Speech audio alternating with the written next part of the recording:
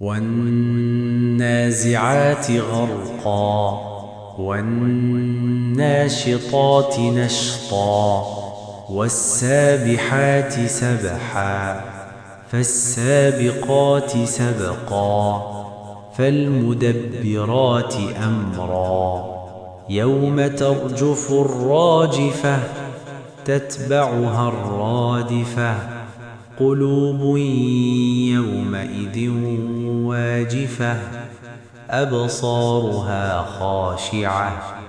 يقولون أئنا لمردودون في الحافرة أئذا كنا عظاما نخرة قالوا تلك إذا كرة خاسرة فإنما هي زجرة واحدة فإذا هم بالساهرة هل أتاك حديث موسى إذ ناداه ربه بالوادي المقدس طوى اذهب إلى فرعون إنه طغى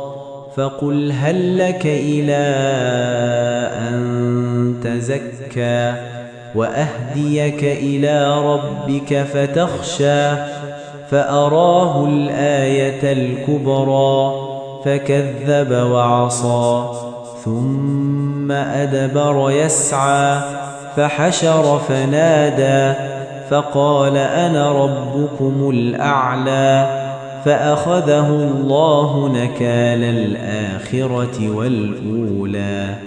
إن في ذلك لعبرة لمن يخشى أأنتم أشد خلقا أم السماء بناها رفع سمكها فسواها وأغطش ليلها وأخرج ضحاها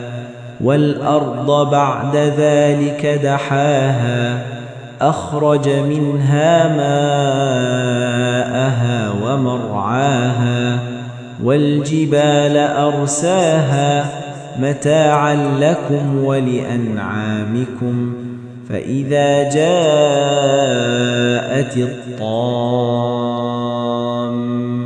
الكبرى يوم يتذكر الإنسان ما سعى وبرزت الجحيم لمن يرى فأما من طغى وآثر الحياة الدنيا فإن الجحيم هي المأوى وأما من خاف مقام ربه ونهى النفس عن الهوى فإن الجنة هي المأوى يسألونك عن الساعة أيان مرساها فيم أنت من